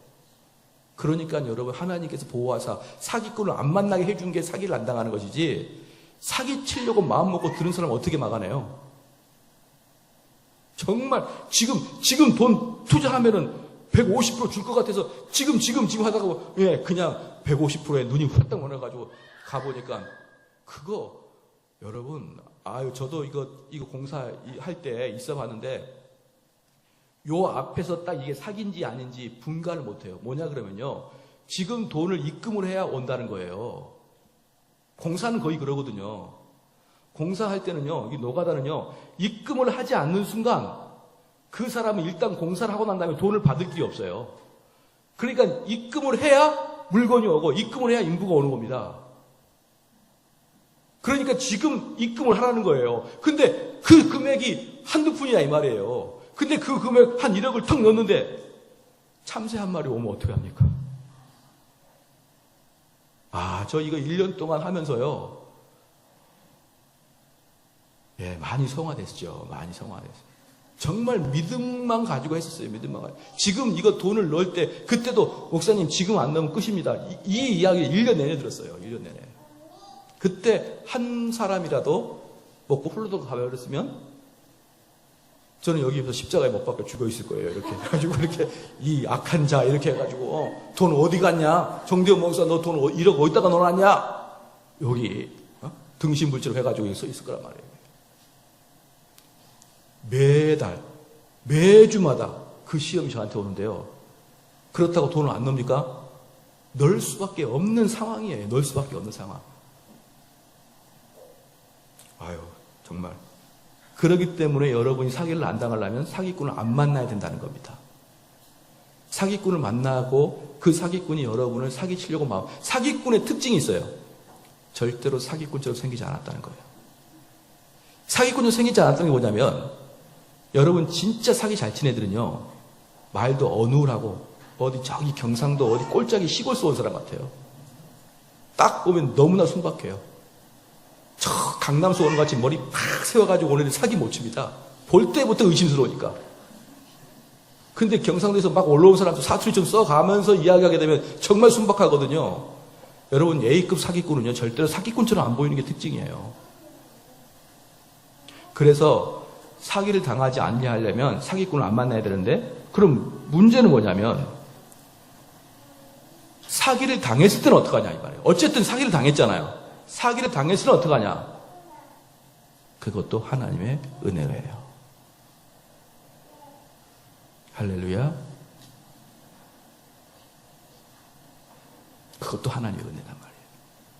대답하기도 힘들고 안 하기도 힘들고 보고 있자니 민망스럽고, 그렇죠. 여러 가지 감정들이 복합적으로 일어나고 있잖아요. 지금 사기를 당할 때 여러분 땅 치고 울면 뭐 할 겁니까? 땅 치고 울면 어떻게 할 거예요? 그래서 사기를 당하면 인생 포기하면 어떡할 겁니까? 그럼 사기꾼이 내가 너무 했구나, 그리고 오겠느냐 이 말이에요. 이미 끝장난 거예요. 끝장난 거. 그러므로 사기를 당해도 하나님이 여러분에게 주실만 하는 고난이니까 준 거예요. 여러분 믿으시길 주로 축원합니다. 요셉 보시라고요. 요셉은 형들이 걔를 죽여버리라고 했잖아요. 그래서 구덩이에 빠뜨렸잖아요. 그 구덩이에 빠뜨린 그 행위가 장착 총리가 되게 할 줄은 어떻게 알아요? 그 구덩이에 빠뜨려서 요셉을 죽이려고 했던 그 행위가 모든 것을 다시 하나님이 톨톨 털어가지고 그 요셉을 총리로 딱 세울 것을 그 누가 알았겠냐 이 말이에요. 요셉 스스로도. 근데 그 요셉이 거기에서 우울증 걸려가지고 우울증 약 먹다가 목 베더라 자살하면 어떻게 해요? 나중에 총리 세워야 되는데 하나님이 걔를. 여러분 사기 당한 거하고 완전히 요셉은 망해버렸잖아요. 아버지랑 다 떠나고 완전히 종으로 팔려버렸잖아요. 거의 될 만한 내용 아니겠냐 이 말이에요. 그럴 때 요셉은 어떻게 했습니까? 그냥 그렇게 살았어요. 그냥 하나님 붙들고. 때가 되니 그 요셉을 하나님이 불렀는데, 다윗 봐보십시오. 다윗 보면요, 제가 다윗 이야기하면서 누차 말씀드렸죠. 다윗은 사울보다 더 용기가 있었거든요. 왜? 누구를 죽였으니까? 골리앗을 죽였으니까. 사울보다 다윗이 더 유명해졌어요. 그것 때문에 사울이 시기해가지고 다윗을 죽이려고 그러잖아요. 그러니까 다윗은 그 여자들 잘 그러잖아요. 여자들 그런 여자 있잖아요. 그냥 이뻐서 왕따 당하는 여자 있잖아요. 여러분이 잘 모르겠죠. 그런 애들이 있어요. 그냥 이뻐서 왕따 당하는 애들은 자기가 잘못도 없는데 왕따를 당하는 거예요. 그런 사람 얼마나 억울합니까? 얼마나 억울해요. 그런데 다윗이 그러는 거예요. 그러면서 다윗은 그때부터 몇 년을 도망 다니고 굴에 다니고, 심지어 시편 34편 보고 싶다. 시편 34편.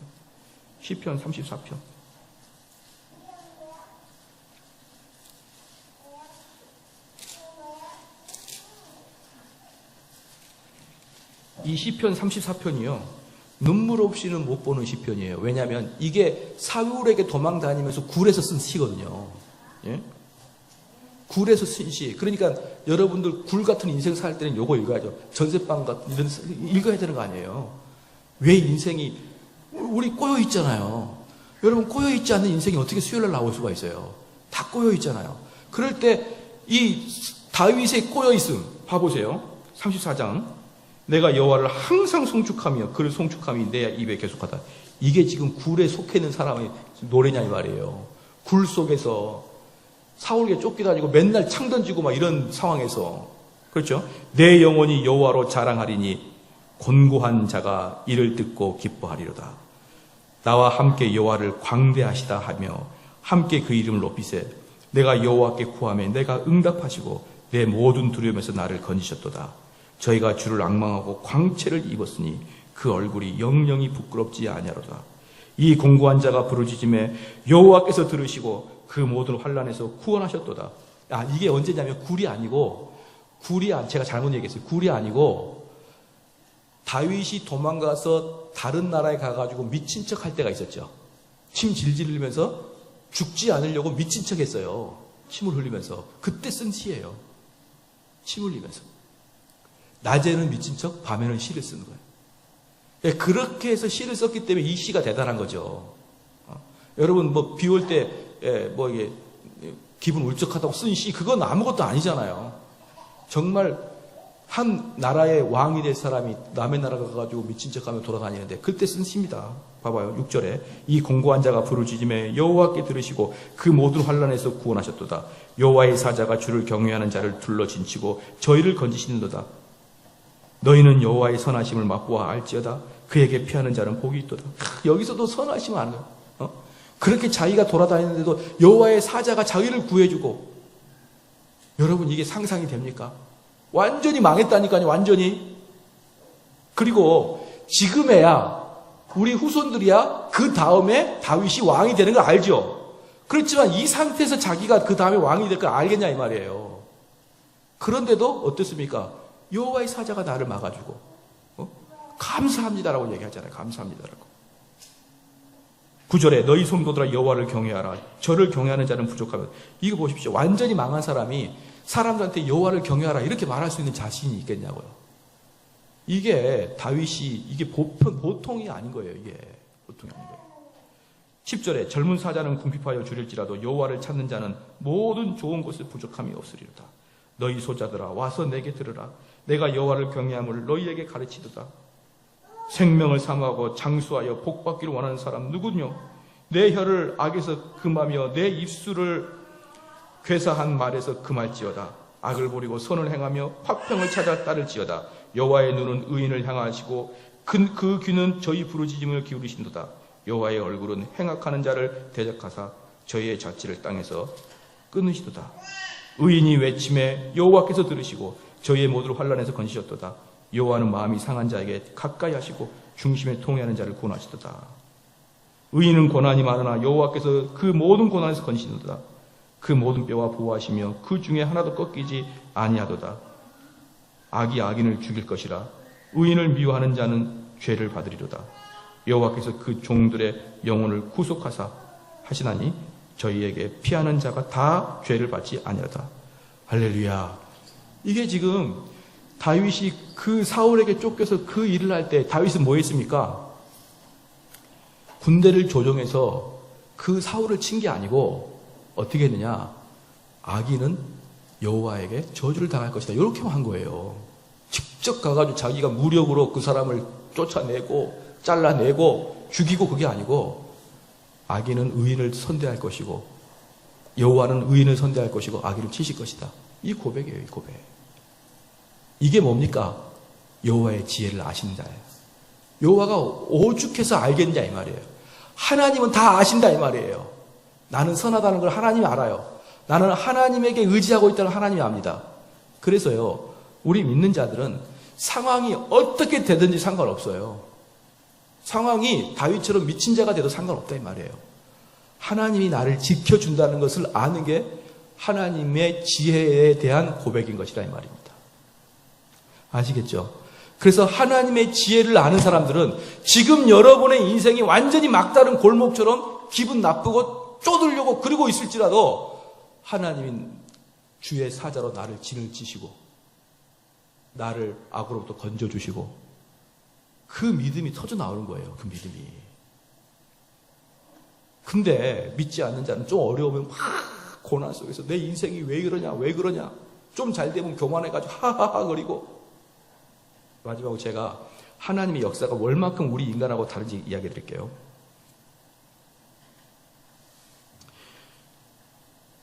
여러분, 우리나라가 일본 사람 탓할 필요가 없어요. 일본 사람, 우리나라는 세계적으로 아주 여러 가지 진기록이 있습니다. 물론 여기 있는 분들이 일본을 싫어하겠지만 말이에요. 여러분들이 일본을 굳이 싫어할 이유가 없습니다. 왜냐 그러면 이 세상에서 총 한 번 안 쏴고 피 한 번 흘리지 않고 나라 뺏긴 나라가 우리나라밖에 없어요. 일본이 쳐들어왔을 때 총 쏴서 일본을 막은 적이 없다니까요. 1910년에 한일 합방했습니다. 1910년에 한일 합방을 여러분 아시나요? 근데 1909년에 제가 지금 기억이 가물가물한데 송영준이하고 이완용이 둘이서 일본에 가가지고 우리를 침략해 주세요. 우리를 합방해 주세요. 서류 가가지고 꾸몄어요. 서류를 가가지고 우리를 합방해 주세요. 요즘 말하면 이제 그때를 러시아, 일본, 중국, 강대국 사이에서 걔네들은 일본의 힘을 빌려야겠다라고 마음먹고 일본으로 간 거예요. 자, 요즘은 누구와 누구의 싸움이죠? 요즘은 시작? 우리나라 입장에서 시작? 중국과 미국 틈이 껴있잖아요. 우리는 어디에 속해 있어야 될까요? 국자만 크게 들려요. 그렇죠. 국자만. 어쨌든 둘 중에 하나인 것 같아요. 근데 그 당시에도 열강 중에 이 이완용이와 송영주가 봤을 때 일본에 붙어야 제일 그래도 잘 살 것 같은 거예요. 그나마 인간 대접 받고 살 것 같은 것도예요. 러시아한테 붙였다가는 러시아 애들이 위스키 먹고 와가지고 죽여버릴 것 같고 중국 애들이 와가지고 짱꼴라 하다가 죽일 것 같고 그러니까 일본한테 붙은 거예요. 걔네들은 친일파였어요. 여러 파 중에. 물론 친중파도 있었고 그때. 그 다음에 친미파도 있었어요. 친미파가 누구냐면요. 민비였습니다. 민비. 그런데 그렇게 이제 있는데 걔네들이 일본이 장악하게 한 거예요. 그래서 직접 서류를 가지고 가가지고 그들이 그때 다 그 총리였고 공무원, 고위 공무원이었거든요. 우리나라 장관급이었거든요. 그렇게 해가지고 일본에 가가지고 우리를 합방해 주세요라고 해가지고 공식적으로 그것 때문에 합방한 거예요. 그들이 들어올 때 총 한 번 안 쐈어요. 그리고요, 재밌는 게 뭐냐면 한일 합방을 1910년 10월 1일 날 한일 합방 하는데요. 전체 국민이 아무도 소요 상태가 일어나지 않았습니다. 아무도. 조용했어요. 조용. 이게 무슨 말이에요? 고종이 되나 일본이 되나 일반 백성은 관심도 없고 왜? 일반 백성 뭐 해야 되니까? 이자 봐야 되니까. 집에서 이자 고 있는데 누가 왕이 되는 뭔 상관이 있습니까? 그래서 일본 애들이 그때 싹 그냥 들어온 거예요. 그래서 이 세상에서 유혈 사태 없이 나라 팔아먹는 나라는 우리 조선밖에 없습니다. 대단하죠? 할렐루야. 얼마나 대단해, 조선. 여러 가지 기록이 많아요, 우리 조선에. 그리고 있는데, 그리고 독립운동이 있었어요. 독립운동이. 독립운동에 참여하는 자가 14만 명 정도가 독립운동에 참여했어요. 전체. 14만 명 정도가. 그때 조선 인구가 몇 명이냐? 1300 몇만이었어요. 그러니까 전체 인구 중에 1.1%만 독립운동에 가담하고 나머지는 관심이 없었습니다. 우리 조선이. 왜? 뭐 해야 되니까? 이자 봐야 되니까. 집에서 이익 거르는데 뭐 독립운동이에요. 먹고 살기도 힘든데. 이게 우리 조선이었어요. 1910년대 때, 1920년, 30년 대. 여러분. 아십니까? 그러니까 우리는 일본을 탓할 필요가 없다. 우리가 웰컴했고, 우리가 스스로 한일 합방을 하자고 했던 거예요. 그리고 그 우리 조상들 아무도 그거에 대해서 화도 안 냈고. 그리고 재밌는 게 뭐냐 그러면 독립운동도 별로 안 했어요. 그러니까 우리 피 한 방울 안 흘리고 뭐 했습니까? 우리나라를 통째로 바쳤죠. 그리고 우리나라 피 한 방울 안 흘리고 독립했어요. 미국이 일본 때려줘가지고. 그러니까 그걸 지금 가만히 세월을 돌이켜 보십시오. 우리 한민족의 게으르고 한민족의 개념 없음을 통해서 뭐 했습니까? 엄청나게 많은 사람을 죽이지 않고 하나님이 대한민국을 보호하신 거예요. 그거 모르시죠? 그건 뭐 저만 알아요. 그냥 저만 이렇게 하나님의 지혜로우심을 통한 역사를 보면은 저만 알게 돼 있어요. 그렇게 보이는 거예요. 만약에 한일 합방할 때 우리가 독립운동을 했으면 엄청나게 많이 죽었을 거예요. 근데 한일 합방할 때 총 쏜 사람 딱 한 명 있었습니다. 누군지 아십니까? 안중근 의사. 그 사람 외에 총을 쏜 사람이 없어요. 도시락도 하나 던졌구나. 도시락도 하나 던졌고. 나머지는 거의 총을 쏜 적이 없어요. 거의. 그냥 이 조선이 고종에서 그냥 일본 그 사람으로 바뀐 것 뿐이에요. 그리고 1945년 8월 15일 날 그것도요. 재밌는 게 뭐냐면 하나님이 얼마나 지혜로우시냐면 그때 일본은요. 그 하와이를 침범했나요? 어딘가요? 진주만을 공격할 이유가 없었어요. 그때 일본이 만약에 제대로 된 군사 작전만 있었다 그러면 러시아를 공격했어야 됩니다. 왜냐 그러면 러시아는 그때 당시까지 독일한테 아주 아작이 나 있었거든요. 그래서 만약에 일본이 블라디보스토크 들어가가지고 그 동쪽을 러시아 쳤으면 일본 땅덩어리가 엄청나게 커졌을 거예요. 그리고 아주 이 시대가 요상하게 변했을 거예요. 근데 이상하게도 일본이 그 진주만을 공격한 거예요. 이상하게. 그것은요, 역사가들이 이상하다고 여기는 거예요. 이상하다. 왜 그랬을까? 일본 러시아를 공격했어야 되는데. 그래서 요상하게 공격했는데 그 결정이 결국 그 일본 그 육군 참모총장이거든요. 이름 나 몰라 그 사람. 하여튼 그 참모총장의 결정에 의해서 결과적으로 조선이 독립한 거예요, 여러분. 진주만 공격해가지고 그때까지는 미국이 2차 세계에 들어오지 않았거든요. 근데 그것 때문에 미국이 2차 세계에 들어와서 그냥 폭탄을 던짐으로 히로시마 나가사키 터짐으로 다 통일돼가지고 하나도 피 안 흘리고 독립된 겁니다. 여러분, 일본의 악함이죠. 그렇죠? 일본의 악함을 통해서 무엇을 보호합니까? 대한민국을 보호했잖아요. 물론 거기에서 여러 가지 죽이기도 하고 악한 일이 벌어졌죠. 근데 이것은 뭐에 비하면은 만약에 전쟁이 난 거에 비하면 현격하게 적게 죽은 거예요, 여러분. 당연히 한일 합방 당하고 있었으니까 당연히 학대를 당하고 뭐 위안부도 있었고 또 뭡니까 징용에 끌려가는 사람도 있었지만 이전에 전쟁으로 막았다 그러면 진짜 우리 민족 여러분 봐보세요. 제가 캄보디아에 1년에 한 번씩 가잖아요. 캄보디아 가면은요 묘합니다. 묘해요. 기분이 묘해요. 왜냐? 거기는 우리나라로 말하면은 박정희 대통령 시대입니다. 그때가. 그때 박정희 대통령 시대 때 캄보디아 인구 3분의 1을 죽였어요. 캄보디아 인구 3분의 1을 죽였는데 캄보디아 그때 대통령이었던 폴포트가 어떤 사람 죽였습니까? 지식인만 다 죽였어요. 지식인만. 그럼 어떤 사람이 지식인입니까? 안경 낀 사람 다 죽였습니다. 안경. 그리고 변호사, 의사, 그 다음에 교사 다 죽였고 안경 낀 사람 죽였고 손에 여기에 굳은 살 베긴 사람 볼펜 많이 쓴 사람들 다 죽였어요. 그리고 나니까 캄보디아가 완전히 맹한 나라가 됐어요. 여러분, 만약에 일본이 우리 민족을 한번 싹 쓸었다 그러면요, 우리 완전히 이상한 국가가 됐을 거예요. 그런데 놀랍게도 그때 당시 너무너무 억울하고 그때 당시 일본 놈이 너무나 악했는데 그 악한 놈을 들어서 우리 한국을 선하게 하셨잖아요. 할렐루야. 지금 저는 여러분에게 일본이 선하다는 거 아니에요. 하나님은 악한 자를 통해서도 우리를 보호하신다는 거예요. 하나님은 때로는 우리를 협력하는데 선한 사람을 통해서도 우리가 잘 갈 수도 있지만 어쩔 때는 정말 저놈이 너무너무 악한데 그 악한 사람을 통해서도 우리의 목숨을 보호하고 그 악한 자를 통해서도 하나님이 성취하실 대한민국을 향한 그런 뜻을 이뤄나가실 수 있는 게 하나님이에요. 동의하시죠? 그러니까 여러분들은 지금 여러분의 삶에서 고통과 고난이 있다고 하여서 하나님을 탓하지 말란 말이에요. 그게 하나님의 전지하심에 대한 반항입니다. 하나님의 전지하심을 여러분이 꼭 깨달으신다 그러면 지금 여러분 옆에 있는 악한 자들도, 그러나 문제는 뭡니까? 그 악한 자는 어떻게 되는 거예요? 하나님께 분명히 맞게 됩니다. 그건 알아야 되는 거예요.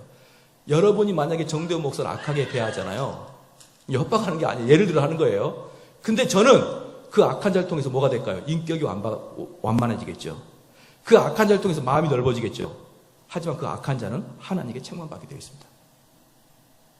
그러니까 절대로 악한 일을 자처하면 안 돼요. 그러나 만약에 여러분 주변에 악한 자가 있을지라도 여러분 그걸 탓하고 원망하고 심지어 죽어버리고 나가버리고 그렇게 하지 마시고 여러분이 견디고 그 악한 자를 여러분 옆에 하나님께 주신 이유를 깨닫고 그리고 여러분의 인격이 변화되고 아까 로마서 8장 말씀처럼 모든 것이 협력해서 선을 이루는데 곧 그리스도를 닮아가는 거룩한 자로 여러분이 하나님이 갈 수 있게 하신 분 믿으시죠?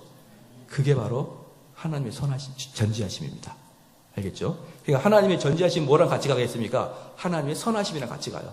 하나님의 전지하심은 하나님의 선하심. 그래서 하나님의 전지를 안다. 그럼 다른 말로 하나님이 선하시다는 걸 아는 거예요.